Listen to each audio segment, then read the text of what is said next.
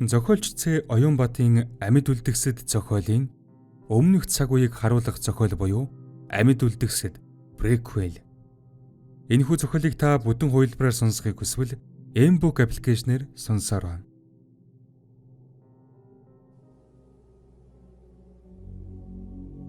Амьд үлдгэсэд преквел. Зохиолыг бичсэн Ц. Оюнбат. Дуу оруулсан Б. Оргилуулд.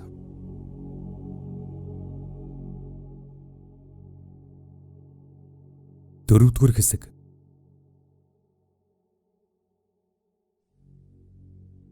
Гочоо паржигнсан хуучин мотогон байдгаар нь хаазалж сумын төвийн дунд дур явлаа.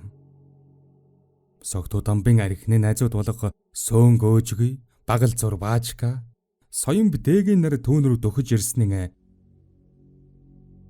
Хөөе гочоо. Манай найзыг чи өнөөдөр яаж хавэ? Ирүү амыг нь хугартал, гар хөлийг нь тасартал, хүн ирүүдэд ямар амар цагтаа вэ чи? Гэж үдэцгөө. Гочоо яарч байсан тул хажуугаар нь хаазалж "Холдцгоо та нар, ажилдаа байна" гэж дөрөмдөв. Юу гэнэ ч юм уу? Хаашаага зүгтаагаад байгаа новшвэ? Бид нар найзгаа очиж тэр шорон шиг имлэгээс чинь гарганаа гэж согтуурхав. Өд өнгөрсөн учраас тэр гурав айл хэдийн нэг шилэн молдолчихсан байж. Тэдний хожууд нь хүртэл учиртай.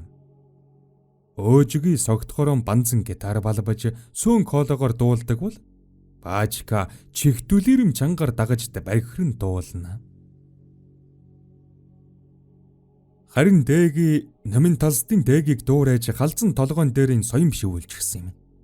Ийм л гурван нөхөр заг хязгаарын гурван суманд амьдарч шилэн сав эргүүлж урлагийн гурван одыг дуурайх гэж айддаг юм. Гочоо сүйлтгэлсэн үгийг нь сонссонгүй аль хэдийн сумын төвөөс гарч одож байлаа. Говийн зам дэржигнүүртэй донсолгой ихтэй тул байдгаар нь хурдалж чадсангүй. Хэлээж тэр 10 км-ийн цаана моби толгойд хурж очижээ. Сумын төвд сүлжээ барихгүй, харин энэ толгой дээр ганц хоёр зураас барьдаг юм. Дараагийн сүлжээ барих газар хүртэл лавтая 50 км-ийн цаана бий. Гочоо овоон дээр гарч удсан өврөөсөн гаргаж ирэв. Харин удсан гаргаж ирэхдээ л цэнийг нь дуусч байгааг мэджээ. Цаяа нь хайсан юм гэж дотрон өглөнгийн сүлжээ хайлгаж удсан дээгүр доогуур явуулж үзтэл ганц зураас орж ирэв. Тэр ч аймгийн төвийн хэлтсийн дугаарлуу залгатал нэлээн дуудуулж угаад хүн утсаа авахта зэрэгцэн утасныхын цэнийг дуусч таг унтарчээ. Гочооч мотоциклэн асан утсаан цэнэглэх гэж буцаад сумын төв рүү давхиллаа. Дөнгөж байшиндан орон утсан уйчгаад байтал сумын эмнэлгийн асрагч авга байдгэр нь чарлжсан ирлээ. Юу болов гэж? Цаан чин эмнэлгээр дүрэн цуснаж дамбын найзууд нь гээд гурван салгалсан юм хурч ирээд хоригдсаар байтал орны хүлээснээс тайлчихсан юм. Тэгтэл согтуу дам бүндийж босч ирснийг хамгийн эхлээд соён бдэгийн тарган нуруунаас нь хав гээд лүмхэд авсан. Өнөөх нь алуулж байгаа гахаа шиг орлоод тэр хоёрыг салгах гэж өнөө хоёр найз нь ноцолдож байтал бас хазуулаад эмнэлгийн хэвдэг хөрөөний шалаар дүүрэн тэдний цус асгараад тэрэн дээр халтарч унаад аймар юм боллоо. Эмчтэр зүгтаад гарсан. Дулмаа хайцсныг мэдэхгүй юм гэж асрагч амьсгаадан хэлснэн харсан зүйлдийн дотор нь муугарсан болт учиргүй ихээр огж бөөлж яв. За юу ч гэсэн та манад сууж бай. Хаалгаа сайн төгжээрэй гэж захиад гочоо гарав. Сумын эмнэлэг рүү ойртох тутамд өөдөөс нь шаргацсан цусгоожулсан цөөн хідэн хүмүүс ийш тийшээ гэр орон хашаарууган зогтож багтаа таарав. Харин араас нь өрөөсөн гартаа согтуу дамб галзуурсан юм шиг элдэж байгаа нь тэр. Царайнаас нь эрүүл хүний шинжлэв харагдсангүй. Гочоогийн толгойд бүрэн галзуурчж гисэн ганц л юм бодогдов. Хөөе дамба! Нааш гэж өөрөлдвгэн анхаарлыг нь сарниулав. Тэгэхгүй бол цаадах нь жаахан хүүхдийн хойноос хөөж байсан юм. Дамбч дууг нь сонсонгуудан араатан шиг архирч дүүрэн цустай ам шүдэн ярзаалгасаар түүн рүү дайрлаа. Яг өмнөхөн ирэх мөчд гочоо гартан бэлдсэн байсан эрзийн борохоогоор ганц хүчтэй нүүрлүн дэлсэв. Хэсэг манс сурсан болт доошо харсан ахин дайрлаа. Гочоо түүний яманд борохоогоо зуулгаж өөрөн хүч алдан хойш ухарлаа. Өнөөх нь сулунжсан эрүүгээрийн зуух гэж оролдон борохооны цаанаас чон шиг дайрч байв. Гочоо ганц дархан мэхэн хийж тонгорч дороохийн нүрээр нь доош харуулав. Дамб халзарсан зүлэгтэйг элс шорог амандан чихэж өчир утгагүй аман ангалзуулна.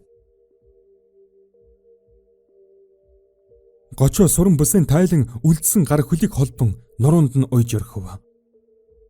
Хэсэг амс хийж дээшин бостол эмэгтэй хүн хашгирах сумын эмнэлгийг сонсогдов. Гочоо сумын эмнэлэг рүү харъялаа. Цонхоор нь харахад эмчийн өрөөндөн сумын эмч Дулмаа хаалган байдгарын түлхэн онгойлохгүй гэж хичээх ба цаанаас нь дамбын найзууд галзуурсан идэ онгойлох гэж оролдож байгаа юм дээр. Тэд гарan хаалганы завсраар оруулан сарваг нь үлж цусан улаан нүднүүд нь гялалцж байлаа. Тэдний нүдийг хараад гочоо балмагджээ. Тэд яаж хав вэ гэж хамгийн түрүүнд бодов. Юутач Дулмаад туслахын тулд цонхны хүрээг зад өшөглөн хэмхэлж өрөөнд дотор орж ирлээ. Цаашаа харан тэмцэлдэн зогсох Дулмаагийн мөрнөөс сэгсэртэл өнөөхөн цочсондон хашгирсан нь гочоог харан тайвширчээ. Хашгүй чи хүрээд ирв. Эднэр хариуг орж ирэх нь. Алив би хаалгыг түлхэж бай. Чи цонхоор төрүүлээд гарч бай. Би хойноос чинь гарыг гэж сандуу мэндэх байлаа. Дулмаач год үсрэн цонхоор үсрэн гадаг шагарлаа. Гочоо түүнийг харж байсан нь огцом түлгэлтэн үсэрч цонхоор харин гарахад араас нь дамбын гурван найзууд өрөөнд өргөхрэлтэн орж ирэв. Дамб мөн новш, дамбыг алан та. Там хаана вэ? Гүлгийг хазчихлаа мө гүлэг гэж гурван зэрэг хашгиралдан байгаа нь согтуурхаж агсан тавиад угаа чим шиг санагдчих байв. Харин нөгөө өрөөсөн гартаа болсон согтууд дамб хаан таврагаж байгааг бөө мэд. Гочоо цонхоор үсэрч гарсныхан дараа Дулмаагийн араас гүйцэж очлоо. Гочоо замдан Дулмаараа хашгирч "Юу ч гэсэн манай байшин руу очие" гэлээ. Тэд үйлдэлсээр хэсгийн төлөөлөгчийн байшинд орж хаалгаа төгжиж авлаа.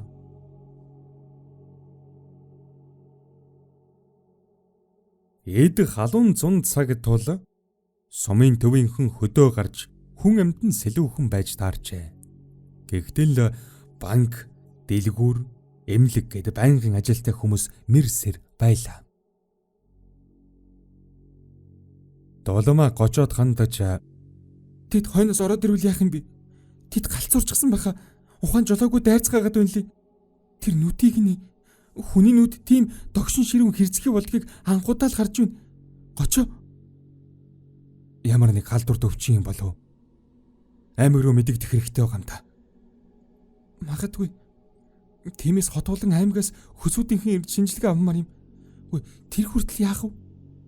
Гэхэд гадаа галзуурсан хүмүүсийн өрхрэлдэх чимээ гарав. Гочоо хэмээн амандан хуруугаан хүргэн чимээгүй болохыг дохиод цонхорон аажуухан өндөв. Гайвалж түнтэй соён битээгийг харц мөргөлдөж. Түүний нүд часуулан араатнах шиг болсон байв. Тэр цонхыг гарааран хаглан гочоогийн ингэрээс зуурч авлаа. Гочоо мулдрах гэсэн ч чадсангүй. Харин соён битээгийг түүн рүү амаа томоор анган хазах гэж дайрч байгаа нь азарган чоныг санагдуулмаажээ. Тэр хоёрын гаргасан чимээнэр багалзуур баажка сүүн гөөжгийг хоёр хагархаа цонхны хажуугаар чихэн орох гэж зүтгэв. Хэдий тал шил хагархаа шил байсан ч нөгөө хоёр нь юмн чиний бодолгүй арьсан цусан гоожуулан зүтгэх нь өвдөлт аль хэдийн мэдрэхэн болсон бололтой. Гочоо "Нанавага ирзэн борох аваад өг" гэж сандран хашгирахад Дулмаа сэхэ аван борохог нь авч өгөв. Гочоо борохог нь соён битээгийн амруу чихэж гудруулан өөрөөсөн холдуулаад нүүрэн дундуур нь нэг цохин хойшин савж унагав. Гэсэн ч түүний араас Баачка өөжгийн хоёр хагархаа зонхоор зэрэг чигцэлтэн зөвхөн толгойнууд нь орон араатан адил улангасан дайрч байв. Харин цонхны цаана сумын гудамж талбайд хүмүүсийн хашгиралдах, зүгтх чимээ гарч байлаа. Гочоо хүмүүсийн хашгирахыг сонсоод байшинтан ганцаараа нуугдсан суухыг хүссэнгүй. Сефен онгойлгон хулгайн анжтаас хурааж авсан винтов буган гаргаж ирлээ. Мөн харьцагтай сумыг аван халаасан дахив. Тэр бууган хурдхан шиг сумлж цонхоор чигцэлдэн хоёр руу чиглүүллээ. Та хоёр яг одоо болцгоо. Дахиж ингэж дарвал газар дээр чинь нам буудан шүү гэж сүрдүүлв. Гэсэн чи өнөө хоёрын цустай ам шүдэн араатан шиг яралцуулан архирж нүдэн часууланаар эргэлдэн байгааг харахад аль хэдийн хүн байхын болсон мэт санагдана. Гочоо Баачкагийн дугуйнд буугаан тулхан гохоон дарахад бэлтгэлээ. Гэсэн ч тулмаа түүний буунаас барьж хориглов. Гочоо байж л да ямар нэг халдвар өвчин байлаач эдгэж чадах чинь билүү? Чи хүнийг шууд буудаж болохгүй шүү дээ. Толмаа чи хар л доо. Тэдний нүдийг хар. Ааш эгийг нь хар. Хүн байхаа хизээнэ болж. Бас сумын ард иргэдэд би хэрэгтэй байна. Би өөрийгөө бодоод энд нуугдаад сууж чадшгүй. Толмаа яахаа мэдхэн болж ариг шахан руу наллаа. Харин Баачка өөжгөө хоёрын араас дээгийн нэмэгдснээр хуучин муу цонхны араам тэднийг дийлэлгүй цонх араам тэр чигтийн салж пэр пархийн орж хүн араатнууд цонхоор нэг нэгэрийн орж ирэх том зай гарч ирэв. Хамгийн түрүүнд Баачка өсрөн орж ирсэн нь долмаагийн хөлнөөс татан дайрав. Түүнийг гочоо бууныхан бөксөр нүүрлүүн дийлсэн ч ухарсангүй. Уламж улангасан долмаагийн хөлнөөс хазанган алдав. Энэ үед буундуу тас хийж Баачкагийн тарих тал дийш дэлбэрсэн нь үлдсэн хоёр зомби руухан нялга цацагджээ. Өнөө хоёр нь тарих цусны амтыг урууламан шилэндэн долооснон шинэхэн амьд олзруухан зэрэг дайрцгаав. Гочоо бууныхан ам замгийг дахин сойж дараагийн сум хүхээг рүү орж ирэнгүүт дээгийг түүний тараа өөжгийн тархинд сумаан цоов. Сумын улаан булангийн хулих хотууд ийхүү хэсгийн төлөөлөгчийн байшинд хормын дотор хүүр болцгооч. Зохиолч Ц. Оюнбатын амьд үлдгэсэд зохиолын өмнөх цаг үеийг харуулах зохиол буюу амьд үлдгэсэд преквел. Энэхүү зохиолыг та бүдэн хувилбараар